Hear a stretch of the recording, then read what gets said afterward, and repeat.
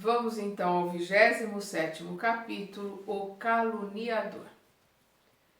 Enquanto o administrador se entregava a conversações educativas com os numerosos subordinados, Aniceto chamou-nos à pequena construção isolada e falou: Vejamos outro ensinamento.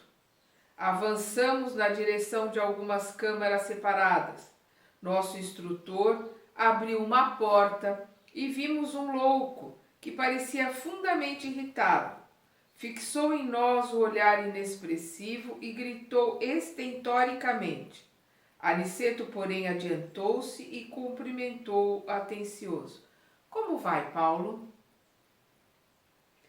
As palavras, ao que senti, emitiram certo fluxo magnético e o enfermo revelou profunda modificação. As palavras são sempre encaminhadas com o nosso sopro, com a nossa energia, com o nosso pensamento. Então, são correntes eletromagnéticas do pensamento, junto com a força energética da palavra e com a nossa energia interior. Então, a palavra, ela é sempre, digamos assim, uma espada, né? Ela é sempre uma arma que pode ser usada para o bem ou para o mal. Por isso temos que tomar tanto cuidado com as nossas palavras. Vou repetir aqui. As palavras, ao que senti, emitiram certo fluxo magnético e o enfermo revelou profunda modificação. Aquietou-se de súbito, sentou-se mais calmo, embora trêmulo e espantadiço. Tem sentido melhoras, Paulo? Perguntou nosso orientador, bondosamente tocando-o no ombro. Ao contato pessoal de Aniceto, o doente mostrou algum raciocínio e respondeu: Vou melhorando, graças. À vista da expressão reticenciosa, o instrutor falou em tom firme, como se desejasse auxiliar-lhe a vontade enfraquecida. Termine. O doente fez enorme esforço e concluiu: Graças a Deus. Anotando-lhe o sofrimento e a indecisão, lembrei-me dos enfermos das câmaras ao qual prestava Narcisa ampla colaboração afetuosa.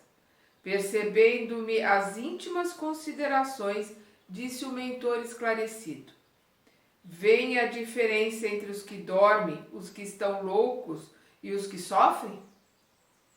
Em nosso lar não temos dos primeiros, quer dizer, eles não têm os que estão loucos, né? Eles não têm os que dormem, né? Ele está vendo aqui, vem a diferença entre os que dormem, os que estão loucos e os que sofrem. Em nosso lar não temos dos primeiros, e os que se encontram desequilibrados nos serviços da regeneração sentem na maioria angústias cruéis. Quer dizer, eles não têm lá no nosso lar os que dormem. Então ele está mostrando para ele a diferença entre aqueles que dormem, aqueles que estão acordados, mas estão ainda muito perturbados, né? E os que sofrem, que é o que acontece no nosso lar, são aqueles que sofrem, né? Como ele diz aqui, em nosso lar não temos dos primeiros, e os que se encontram desequilibrados nos serviços da regeneração sentem, na maioria, angústias cruéis. É necessário reconheçamos que os que gemem e sofrem em qualquer parte estão melhorando. Toda lágrima sincera é bendito sintoma de renovação. Os escarnecedores, os ironistas e os perturbados que não registram a dor são mais dignos de piedade por permanecerem embotados em estranha rigidez de entendimento. E designando o enfermo sob os nossos olhos, afirmou: Paulo é um doente a caminho de melhora positiva. Ainda não possui a consciência exata da situação, mas já chora, já padece com as recordações do passado triste. recebi o esclarecimento com atenção. Lembrei que, de fato, os doentes conduzidos pelos samaritanos a nosso lar em serviço diário eram grandes sofredores. Os que não acusavam padecimentos atrozes revelavam estranho pavor das sombras. A única entidade que ali observara com absoluta inconsciência da própria miséria fora de pobre vampiro que não encontrara guarida nas câmaras de retificação. Nosso instrutor, sem qualquer preocupação de transformar o doente em cobaia, recomendou afetuoso: concentrem no Paulo a capacidade de visão. Perdão. Estimulado pela experiência anterior, fixei nele todo o meu potencial de observação. Aos poucos, caracterizou-se a meus olhos a sua tela mental, parecendo formada em compacta sombra noturna. Com surpresa, divisei formas diversas que se movimentavam. Vários vultos de mulher ali surgiam, despertando-me enorme admiração. Entre eles, reparei o de Ismália, como que doente, enfraquecida, ansiosa. Alguns homens passavam igualmente mostrando desesperação, e notei nessas imagens o próprio Alfredo, a evidenciar cansaço e extrema velhice prematura. Vozes misteriosas se faziam ouvir. Sobre Paulo choviam maldições e blasfêmias. As mulheres pareciam acusá-lo clamorosamente. Os homens davam ideia de perseguidores ferozes, ocultos no mundo interior daquele enfermo estranho. Observando, porém, que os vultos de Ismália e Alfredo se movimentavam naquele painel escuro, não pude sofrear a curiosidade e interrompi o minucioso exame, voltando a conversar com o nosso orientador, perguntando: como explicar o fenômeno? Estou assombrado. Antes, porém, que pudesse expressar maiormente o espanto que o dominara, Aniceto ajuntou: já sei, admira-se da presença de Ismália e do seu marido nas reminiscências do enfermo. E ante a minha perplexidade continuou: lembram-se da história de Alfredo? Temos diante de nós o falso amigo que lhe arruinou o lar. Paulo, contudo, não somente cometeu a ingratidão, como envenenou o espírito de outras senhoras, traiu outros amigos e destruiu a alegria e a paz de outros santuários domésticos. Observando Ismália aflita e Alfredo desesperado nas recordações dele, vemos as imagens criadas pelo caluniador para seus próprios olhos. Nossos amigos deste posto evolutiram, transpuseram a fronteira da mágoa, escaparam aos monstros do ódio, vestem-se hoje de luz. No entanto, Paulo os vê como imagina, para escarmento de suas culpas. Então, a Ismália e o Alfredo evoluíram, né?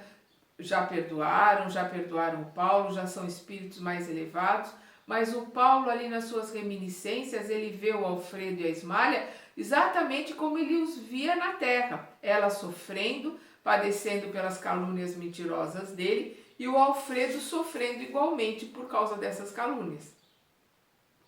O criminoso nunca consegue fugir da verdadeira justiça universal, porque carrega o crime cometido em qualquer parte.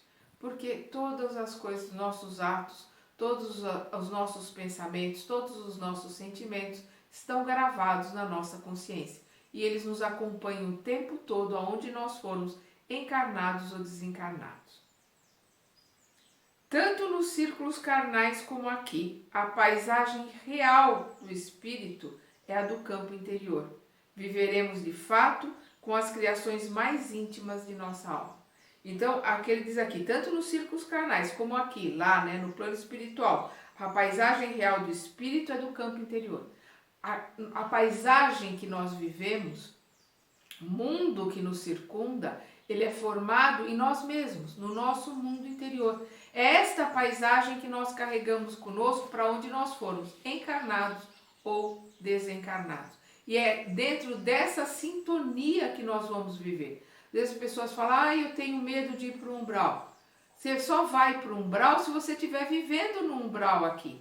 Porque você não vai para o umbral porque você é mandado para lá. Você vai para o umbral por sintonia. Se você vive aqui na Terra, na sintonia, nas vibrações do umbral, de pensamentos negativos, de sentimentos inferiores, a hora que desencarnar, você pura e simplesmente vai continuar o mesmo tipo de vibração.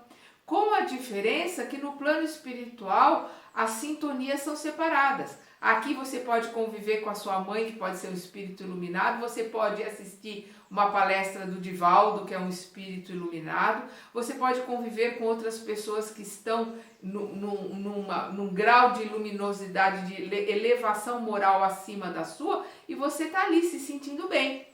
Na hora que você desencarnar, você vai estar só com os seus iguais, porque os seus iguais estão à sua volta. Nós vivemos em condomínio, mas no plano espiritual nós só vivemos com os nossos iguais. Os superiores podem até descer para nos visitar, mas nós não conviveremos com eles como convivemos aqui na Terra. Por isso a surpresa, por isso o mal-estar, porque nós vamos ficar só na psicosfera que existe à nossa volta. E se nós não gostamos aqui agora da psicosfera que está à nossa volta, tratemos de mudá-la antes de irmos embora. E só mudamos de um jeito, de dentro para fora, nos modificando, realizando a nossa reforma íntima, né? Mudando de dentro para fora, eliminando e lutando contra os nossos defeitos. Eu vou repetir aqui. O criminoso nunca consegue fugir da verdadeira justiça universal porque carrega o crime cometido em qualquer parte. Tanto nos círculos carnais como aqui, a paisagem real do espírito é do campo interior. Viveremos de fato com as criações mais íntimas de nossa alma. Reparando-me a dificuldade para compreender de pronto, Aniceto prosseguiu depois de pequeno intervalo. Para melhor elucidação, recordemos a crucificação do Mestre Divino. Sabemos que Jesus penetrou na glória sublime logo após a suprema dor do Calvário. Entretanto, estamos ainda a vê-lo frequentemente pendurado na cruz, martirizado pelos nossos erros, flagelado pelos nossos açoites, porque a visão interior a isso nos compele. A condenação do Mestre foi um crime coletivo, e esse crime estará conosco até o dia em que nos vestirmos na divina luz da redenção. Todos nós temos participação nesse crime, por estarmos lá na época de Jesus e não termos tido ouvidos para ouvir e olhos para ver, não termos aprendido com os ensinamentos dele, como de todas as vidas que nós reencarnamos aqui na Terra depois do desencarne de Cristo, em que nós não ouvimos de novo os seus ensinamentos e não colocamos em prática os seus ensinamentos. Então nós o estamos crucificando de novo. Por isso somos todos um resgate kármico, somos todos responsáveis e todos temos esse resgate kármico da crucificação do Mestre pesando nas nossas contas. O esclarecimento não poderia ser mais lúcido, sentia-me diante de nobre revelação. O dever possui as bênçãos da confiança, mas a dívida tem os fantasmas da cobrança. Tornou o generoso mentor com grave acento. Readquirindo a serenidade, interroguei: mas Paulo veio ter casualmente a este posto? Não, respondeu Aniceto atencioso. Foi trazido pelo próprio Alfredo, que se sentiu necessitado de disciplinar o coração. Nosso amigo, que hoje dirige esta casa de amor, desprendeu-se do mundo, sob intensa vibração do ódio e desesperação. Sofreu muitíssimo nos primeiros tempos, embora nunca fosse abandonado pela dedicação da abnegada companheira. Alfredo, todavia, não pôde ver Ismália enquanto não se desvencilhou das baixas manifestações do rancor. Socorrido em Campos da Paz, compreendeu as próprias necessidades. Então ele desencarnou em ódio, em desesperação, né? Sofreu muito tempo no umbral, né? Embora nunca fosse abandonado pela dedicação da abnegada companheira. Quer dizer, a Ismália, desde que desencarnou, perdoou Pedro, perdoou Alfredo, perdoou Paulo, e ela estava sempre ali, né, em torno para poder ajudá-lo. Alfredo, todavia, não pôde ver Ismália enquanto não se desvencilhou das baixas manifestações do rancor. Quer dizer, enquanto ele não melhorou um pouco, enquanto ele não pôde sair ali daquelas regiões do umbral, ele não pôde vê-la, porque ele não tinha energia para isso. Ela, por ser um espírito superior, ele não conseguia vê-lo. Da mesma forma que André Luiz não conseguia ver Clarencio, que o procurava ali também no umbral, estava sempre por perto dele, tentando ajudá-lo, mas ele não o percebia e quando percebia fugia da luz.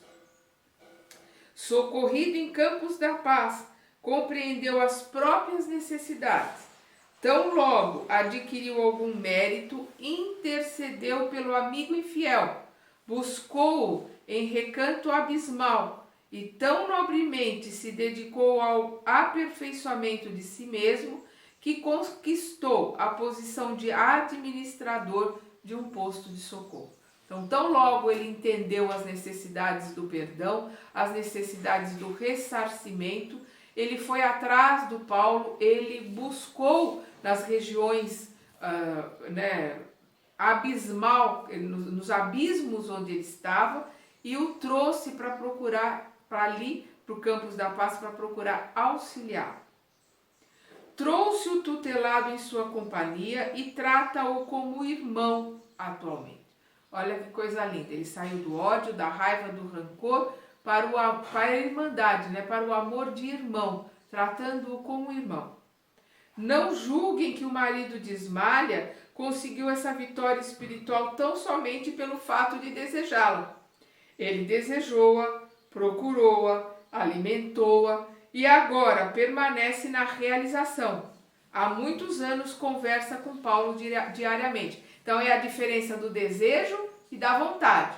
Então ele não só desejou, como ele trabalhou, ele teve a vontade de realizar o desejo, ele empenhou os seus esforços, a sua energia para encontrá-lo, ajudá-lo, trazê-lo ali para o Campos da Paz e conversa com ele diariamente para auxiliá-lo, para que ele realmente possa melhorar.